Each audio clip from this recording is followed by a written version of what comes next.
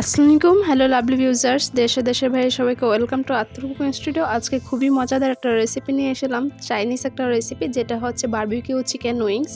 আমার বাসায় সচরাচর যখনই মন চায় আমি তখনই জাস্ট সামান্য উপকরণ এভাবে তৈরি করে ফেলি আর খুবই মজার হয়ে থাকে। আমার ফ্যামিলির সবাই খুব মজা করে খেয়ে থাকে।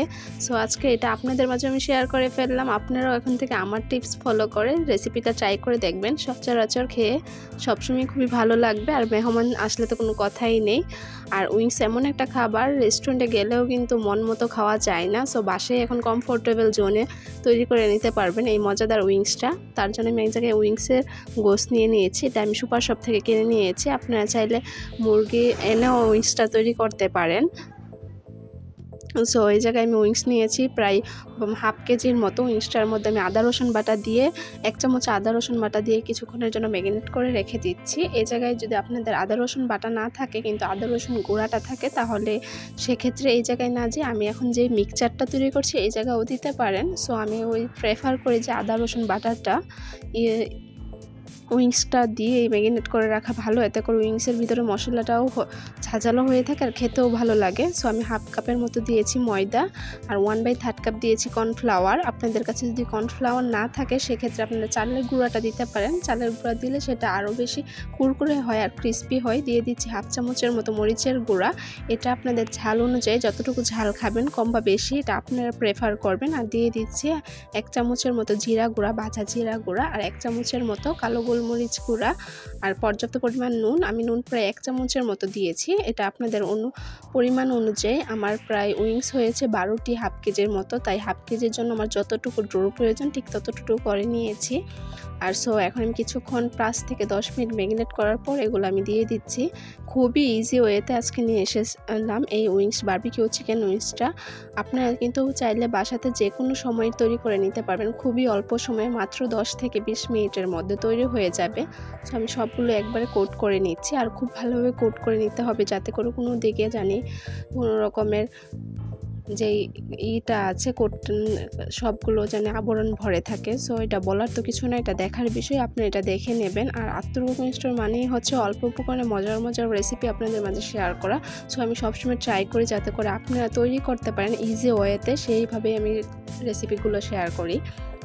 সো আমি সবগুলো কিন্তু পরপর কোট করে নিচ্ছি, ঠিক আমি যেরকমভাবে করেছি আপনারা ঠিক সেরকমভাবে করে নেবেন। দেখতেই পাচ্ছেন কীরকম। আর অবশ্যই উইংসগুলো কিন্তু ডুবো তেলে ভাজতে হবে। সো বেশিক্ষণ কিন্তু ভাজা যাবে না, বেশিক্ষণ ভাজলে আবার কুরকুরে হয়ে যাবে আর খেতেও কীরকম জানি লাগে। কুরকুরে তো হয় না কিন্তু শক্ত হয়ে যায়, তখন খেতে ভালো লাগে না। সো আমি এই জায়গায় ডুবো তেলে মিডিয়াম লো আছে প্রায় 10 থেকে 12 মিনিট ভেজে নিচ্ছি। সো দেখতেই পাচ্ছেন আমি কীরকমভাবে ভেজে নিয়েছি। জাস্ট হালকা আছে, যাতে করে এত আঁচ দেওয়া যাবে না, আঁচ দিলে কিন্তু পুড়ে যাবে, কিন্তু ভিতরে ভাজাও হবে না, সিদ্ধও হবে না। বয়েসে বা যদি ভিডিওতে কোনো ধরনের ভুল ত্রুটি পান তাহলে ক্ষমার দৃষ্টিতে দেখবেন। আর রেসিপিগুলো যদি আপনাদের কাছে ভালো লাগে অবশ্যই লাইক কমেন্ট শেয়ার সাবস্ক্রাইব করে পাশে থাকা বেল বাটনটা ক্লিক করে যাবেন। যারা ফেসবুক পেজ থেকে দেখছেন অবশ্যই ফেসবুক পেজটাকে ফলো দিয়ে একটা লাইক দিয়ে একটা শেয়ার দিয়ে যাবেন। তো আমি দেখতেই পাচ্ছেন কি সুন্দর করে ভেজে নিচ্ছি। তো ঠিক আপনারাও আমার এই রেসিপি ফলো করে যদি করেন ইনশাল্লাহ নিরাশ হবেন না। তো রেসিপি তৈরি করে আমার কমেন্ট বক্সে বা আমার ফেসবুক পেজে শেয়ার করতে পারেন। আর এটা কিন্তু খেতেও খুবই মজা হয়ে থাকে, ছোট থেকে বড় সবাই খুবই পছন্দ করে। বিকালে স্ন্যাক্স কিংবা বাসায় যদি মেহমান আসে নাস্তাতেও কিন্তু দিতে পারেন। সো আবার ওইটাও না সবসময় কিন্তু একই স্বাদ থাকে না, মুখে একটু ডিফারেন্সি দরকার লাগে। সো তার জন্য ডিফারেন্সি টেস্ট বারের জন্য আজকে এই রেসিপিটা তৈরি করে দেখালাম। দেখতেই পাচ্ছেন আমার কিন্তু এটা ভাজা হয়ে গেছে, এতটা ভাজা হয়নি যেহেতু আমি এটা আবার গ্রেভিতে দিব।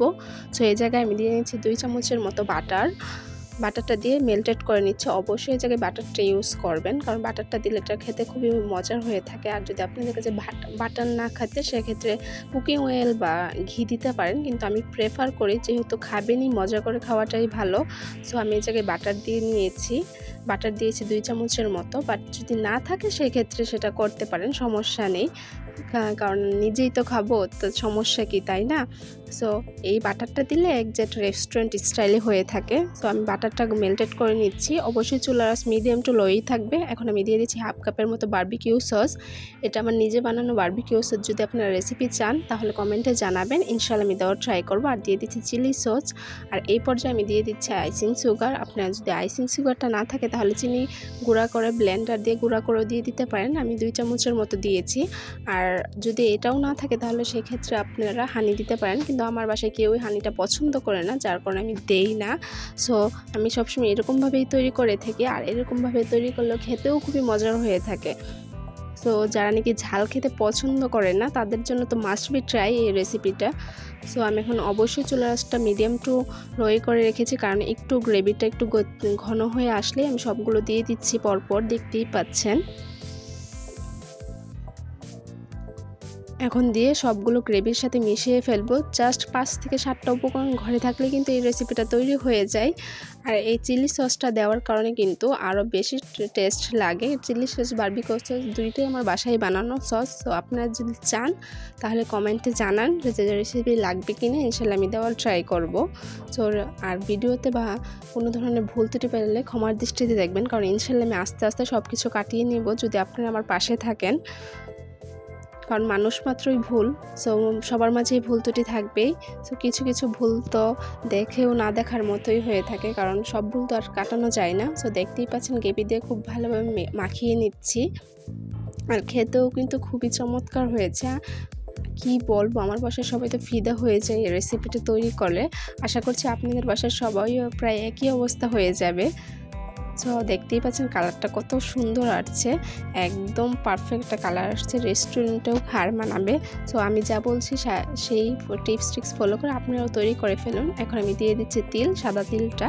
আর তিলটা দেওয়ার কারণে কিন্তু এটা খেতে আরও বেশি মজার হয়ে থাকে। তিলটা দিয়ে আমি মিনিমাম 1 থেকে 2 মিনিট নাড়াচাড়া দিয়েই নামিয়ে ফেলবো। অনেকে জিজ্ঞেস করবেন আপু ভিতরে কি সিদ্ধ হয়েছে? হ্যাঁ, একদম পারফেক্টভাবে সিদ্ধ হয়েছে। আপনারা ট্রাই করে দেখতে পারেন, ইনশাআল্লাহ নিরাশ হবেন না। সো ফাইনাল লুক দেখতেই পাচ্ছেন কত ইয়ামি হয়েছে। আজকে এতটুকুই বিদায় নিচ্ছি। সবাই আমার ফ্যামিলির জন্য দোয়া করবেন, আমি আপনাদের ফ্যামিলির জন্য দোয়া করি। সম্পূর্ণ ভিডিওটি দেখার জন্য ধন্যবাদ। আসসালামু আলাইকুম।